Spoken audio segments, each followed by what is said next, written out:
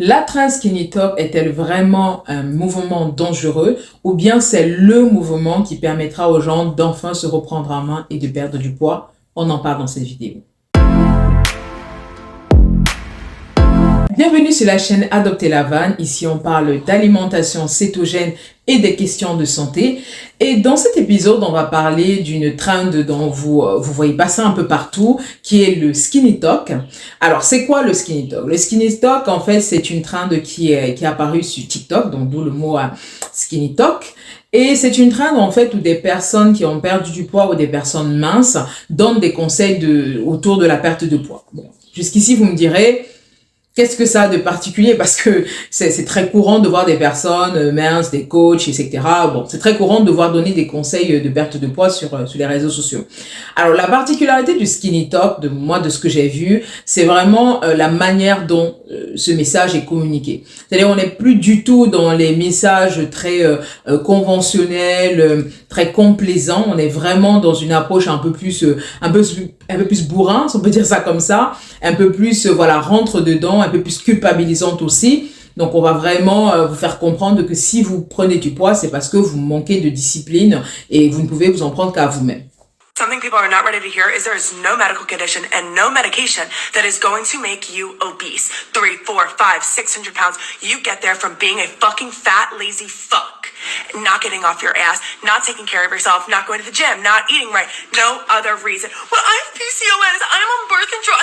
No.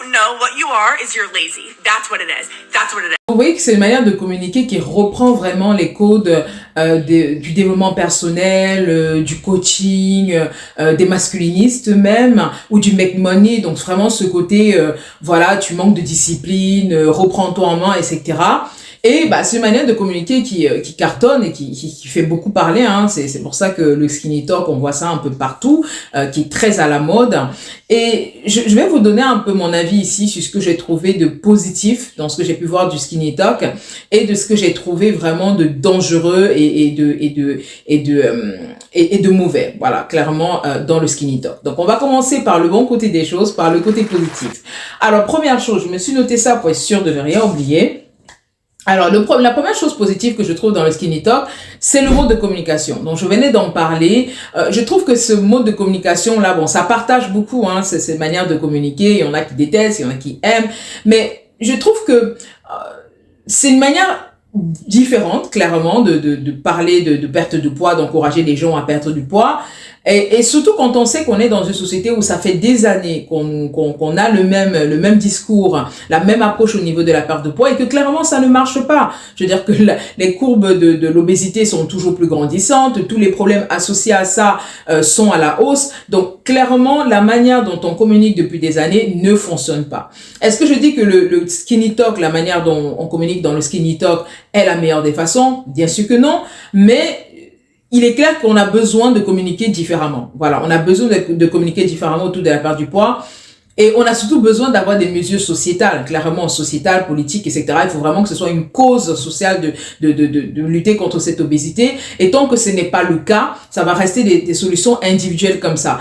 Et clairement, le skinny talk, il y a des personnes pour qui ça crée un déclic, d'avoir ce discours-là qui est bourrin, etc. Il y en a pour qui, c'est un déclic, ça les motive à enfin se reprendre en main et à perdre du poids. Et moi, j'ai envie de dire que si c'est par un discours pareil qu'ils avaient besoin de ce déclic-là pour perdre du poids, c'est déjà ça de prix. Voilà. Est-ce que c'est la meilleure des manières?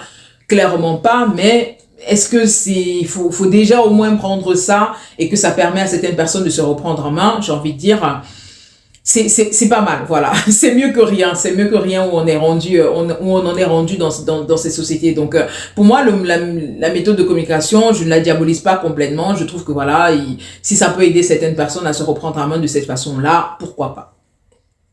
Maintenant, la deuxième chose aussi que je trouve positive, c'est au niveau des conseils. On est vraiment dans des conseils très basique. Alors bien sûr, je parle de l'échantillon que j'ai regardé. Moi, j'ai vu certaines personnes avoir des conseils au final qui sont très très basiques. C'est-à-dire qu'on est dans du conseil, faites attention à ce que vous mangez, faites du sport, buvez de l'eau au lieu de boire des boissons sucrées, mangez des légumes. Number 1, walk. Walk every single day until you fall in love with it and it becomes an addiction.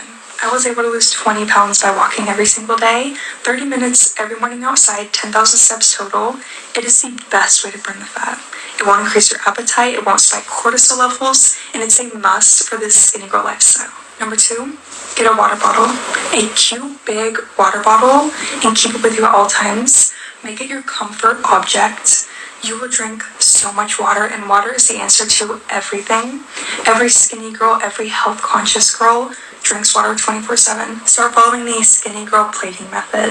So basically any dish, any plate, any bowl, half of it's going to be vegetables, a fourth of it protein, and then the other fourth can be healthy fats or carbs. This was a really big one for me. All the vegetables and the protein is so good for your diet. The volume eating, you are going to be so satisfied. It's going to really help with your diet. Avoid the caloric and sugary drinks.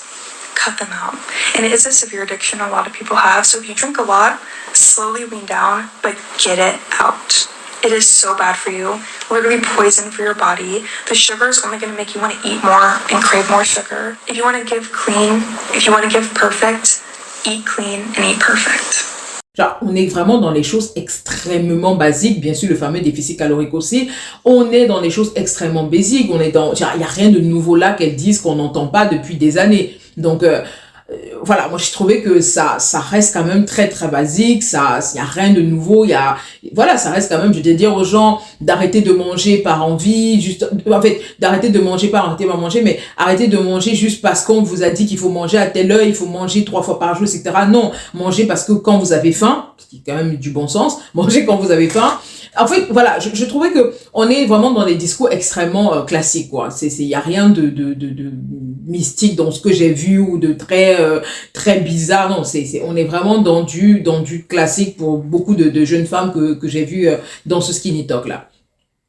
Et donc aussi elles encouragent beaucoup par exemple de faire du sport. Il y en a qui se filment même avec en faisant leur routine de sport, et ça je trouve que c'est très bien. Je veux dire qu'on est dans un monde où la sédentarité est carrément une maladie chronique aujourd'hui, hein. La sédentarité est une maladie chronique. Donc si à travers le skinny talk beaucoup plus de personnes peuvent se motiver à faire du sport, elles encouragent beaucoup de faire la marche par exemple, etc. Moi je trouve que c'est très très bien. Donc voilà, on reste quand même dans des conseils santé assez basiques, assez conventionnels, quoi. Autre chose aussi que j'ai trouvé très bien chez certaines personnes, c'est qu'elles encouragent à avoir une hygiène de vie. On n'est pas dans le discours de perdre 20 kilos en 3 mois pour l'été. On est vraiment dans l'hygiène de vie. J'en ai vu même quand on leur demandait est-ce que j'ai envie de perdre mes 10 kilos pour l'été, elles disaient non, laisse tomber, l'été c'est trop tard. Là, il faut que tu perdras pas ces kilos en si peu de temps, et ça va même être dangereux pour ta santé. Donc, on est vraiment dans certains conseils qui encouragent à adopter une nouvelle hygiène de vie et ne pas voir le skinny talk comme une trinde que je fais pendant 2-3 mois et puis that's it, quoi, où je me restreins, je me prive, je détruis ma santé même pendant 2-3 mois juste pour perdre du poids, et après je me laisse aller. Non, vraiment on est dans une hygiène de vie, et ça je trouve très très bien, parce que c'est ça qui fait que beaucoup de personnes font le yo-yo, c'est que les gens perdent du poids pendant une petite période, ou du moins se privent pendant une petite période. Après ils sont tellement frustrés qu'ils se rejettent dans la bouffe, ils retombent dans une espèce de boulimie et ils se mettent à remanger n'importe quoi, et ça voilà, c'est vraiment ça qui détermine le yo-yo chez beaucoup de personnes. Donc qu'elles encouragent à ce que les gens embrassent une nouvelle hygiène de vie et font attention à ce qu'ils mangent, je trouve que c'est vraiment très très bien d'encourager les gens à faire cette démarche là, et puis être dans des approches court-termistes et très restrictives. Donc ça, c'est pour moi les côtés positifs que je vois dans les discours que j'ai écoutés chez certaines personnes du TikTok, du skinny TikTok, non, du skinny talk plutôt, ou bien dire du skinny talk. Maintenant, on va parler du dark side, pour moi, de la dérive du skinny talk. Alors, première des choses, c'est bien sûr, et ça, il fallait s'y attendre, c'est la surenchère au niveau du skinny talk, surenchère au niveau des propos. Ça, c'était inévitable. Quand on est sur Internet, on sait que quand quelque chose fonctionne bien, ce qui va se passer généralement, c'est que les gens vont tomber dans la surenchère. On va épuiser on va épuiser en fait la recette jusqu'à ce que ça ne marche plus en fait. Et donc comme les gens ont compris que le skinny talk, ce qui marche, c'est d'avoir ce côté ce côté punchline, voilà, punchline, phrase catchy que les gens vont reprendre, les gens font une surenchère à ces phrases catchy là, et le problème c'est que les surenchères viennent souvent aussi avec des mauvais conseils. Donc on va être dans des délires du genre si ton ventre gargouille, c'est positif, ça veut dire que il te félicite de ne pas manger. Si tu manges beaucoup, tu vas grossir. Si tu manges peu, tu vas maigrir. Want to be small, you eat small. If you want to be big, you eat big. It's really that simple. You can eat fat. Vraiment, je veux dire que on est dans la phrase catchy pour la phrase catchy. Peu importe que ce soit pertinent ou pas pertinent, on est dans vraiment juste l'objectif de faire du buzz, de faire parler. Et ça, malheureusement, je dis encore une fois, il fallait s'y attendre. Il fallait s'y attendre à partir du moment où on est sur Internet et on sait comment ça marche, il fallait s'y attendre. Ensuite, la deuxième chose que je trouve dommage dans ce mouvement-là, c'est la diabolisation de l'alimentation. C'est-à-dire qu'on est vraiment toujours dans une approche où, je reprends la phrase que je disais tantôt, si ton ventre gargouille, ça veut dire que il te félicite de ne pas manger. Mais est-ce que c'est un problème de manger? Genre, on n'est pas obèse parce qu'on mange. Manger est la chose la plus basique, la plus essentielle, la plus vitale. Ça fait partie des besoins primaires de l'humain. On a besoin de manger. Je veux dire que on n'est pas gros parce qu'on mange. On n'est pas devenu une société obèse parce qu'on mange. On est devenu une société obèse parce qu'on s'est mis à consommer des aliments qu'on ne devait pas consommer en trop grande quantité, trop souvent et pendant longtemps. C'est ça le problème. C'est-à-dire que c'est comme si tu as un animal qui est carnivore, tu te mets à lui donner des herbes comme alimentation, des légumes, etc. Et il tombe malade et tu dis, il est tombé malade parce que je lui ai donné à manger. Non, le problème, c'est pas que tu lui as donné à manger, il faut qu'il mange. Le problème, c'est que tu lui as donné des aliments qui ne sont pas adaptés à son espèce. Il n'est pas censé manger des fruits et des légumes. Ok, il est carnivore, donc c'est ça le problème. Donc c'est vraiment encore une fois ces diabolisations et on est dans les mêmes situations avec les Ozempic de ce monde où c'est les médicaments qui viennent inhiber la sensation de faim, comme si la sensation de faim était quelque chose de mauvais. D'ailleurs j'en parle dans une vidéo, je vais vous épingler ça ici. Donc c'est vraiment, on est encore dans un délire de il faut chercher à ne plus avoir faim, il faut chercher à ne plus manger. Le problème n'a jamais été le fait de manger. Manger, c'est vital, c'est basique. Et c'est là où je comprends aussi les personnes qui disent que toutes ces tendances vont créer des TCA parce que ça ne crée pas un rapport sain avec l'alimentation au final. Je veux dire qu'on se retrouve encore dans un délire où on diabolise la famine, donc les gens vont avoir des rapports toxiques, compliqués à l'alimentation, voient l'alimentation comme quelque chose dont ils doivent absolument lutter pour ne pas manger. Pourtant, c'est pas ça le point, quoi. Tu n'as pas à combattre contre l'alimentation pour perdre du poids parce que ça n'a jamais été le problème de manger qui nous a amené à être obèses. Donc, ça, c'est ce que je trouve vraiment dommage. Et puis, le troisième point aussi que je trouve dommage dans ce que j'ai pu voir dans le Skinny Talk, c'est le culte de la minceur. Voilà, c'est vraiment le culte de la minceur. On est encore dans un délire de minceur à tout prix, minceur à tout prix. Je parle même pas de extra maigre, hein, mais c'est vraiment l'objectif premier, c'est d'être mince. Voilà. Être mince, être mince, être mince. Qu'est-ce que je mange pour rester mince? Qu'est-ce que je mange en tant que mince? Minceur, minceur, minceur, minceur, minceur, minceur, minceur. L'objectif premier, c'est d'être mince, mais pourtant on le sait. L'objectif premier, c'est d'être en santé. Il y a des gens qui sont minces et qui sont malades. Allez faire un tour à l'hôpital, vous allez trouver des minces et des malades. Et je peux vous garantir que les personnes qui sont minces et qui sont malades, ou même les personnes qui sont en surpoids et qui sont malades, si vous leur demandez qu'est-ce que tu veux que je te donne là sur ton lit d'hôpital, ils vont pas te dire, moi mon rêve c'est de perdre une taille de vêtements. Hein. Ils n'en ont rien à foutre. Ils vont te dire ce que je veux c'est avoir la santé. C'est tout. Si cette santé passe par perdre une taille de vêtements, ok, fine. Mais ce que je veux à MWD, c'est être en santé. Tu peux détruire ta santé en cherchant à maigrir aussi. Et vraiment, c'est ça que je trouve très triste, en fait. C'est qu'on reste encore dans un, et ça, je veux dire, c'est même pas juste le skinny talk. Je veux dire que c'est propre à la société dans laquelle on est. On est dans une société où on a mis l'esthétique au-dessus de la santé. Voilà. Le but, c'est d'être mince, c'est d'entrer dans sa taille de vêtements, c'est d'avoir le corps de l'été, c'est d'entrer dans son bikini, etc. Mais non, le but, c'est d'être en santé parce que at the end of the day, il y a des personnes qui sont minces et qui sont malades. Minceur n'est pas synonyme de santé, vraiment.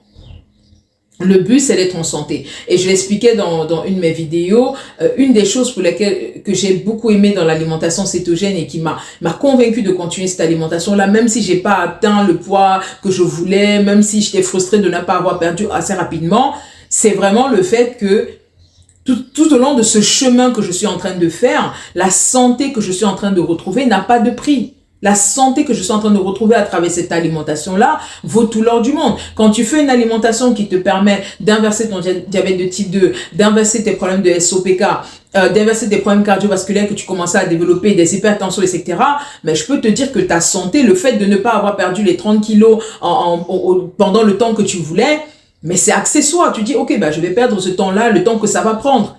Mais je veux conserver cette santé que j'ai retrouvée qui n'a pas de prix. Donc, je trouve vraiment dommage. Après, je comprends aussi parce que quelque part, elle parle à un public pour lequel c'est un public qui est relativement jeune, le public du Skinny Talk. En tout cas, c'est ce que je pense. Et je pense que c'est un public où les questions de santé, c'est pas vraiment les paramètres qui viennent les chercher le plus. Voilà. C'est-à-dire que quand on est jeune, on est dans début vingtaine, 15, 17 ans, 18 ans, début vingtaine, etc., l'argument santé, c'est pas l'argument qui vient beaucoup vous chercher. L'argument qui vient vous chercher, c'est beaucoup plus le côté esthétique, le côté beauté, le côté, on veut se sentir, on veut plaire aux autres, on veut se sentir appartenir à un groupe, etc. Donc, c'est plus ces questions, plus vraiment esthétiques qui viennent vous chercher. Et c'est très dommage quand même, parce qu'on est quand même dans une société où de plus en plus de jeunes sont malades. Je dis que toutes les maladies qu'on qualifiait de maladies de vieux, on commence à les avoir de plus en plus jeunes. On a des jeunes qui sont diabétiques, on a des jeunes qui sont en surpoids, obésité, on a des jeunes qui ont des cancers, qui ont des stéatoses hépatiques, etc. Donc, je veux dire, ces maladies commencent à frapper de plus en plus tôt parce qu'on a une hygiène de vie de plus en plus mauvaise, de plus en plus tôt. Donc, c'est dommage que ce paramètre santé ne soit pas plus mis en considération dans ce discours-là, sachant quand même qu'elle rejoignent beaucoup de personnes de cette tranche d'âge-là. Donc vraiment pour moi, voilà les 3 points alarmants que j'ai vus dans cette trend de Skinny Talk. Dites-moi ce que vous en pensez de votre côté. Qu'est-ce que vous pensez de ces fameuses trends Skinny Talk? Est-ce que ça vous a permis, ça vous a motivé pour perdre du poids? Qu'est-ce que vous en pensez? Dites-moi tout ça en commentaire. Moi, je vous dis à la prochaine vidéo. D'ici là, adoptez la vanne, la véritable alimentation humaine. Et je vous dis à la prochaine vidéo.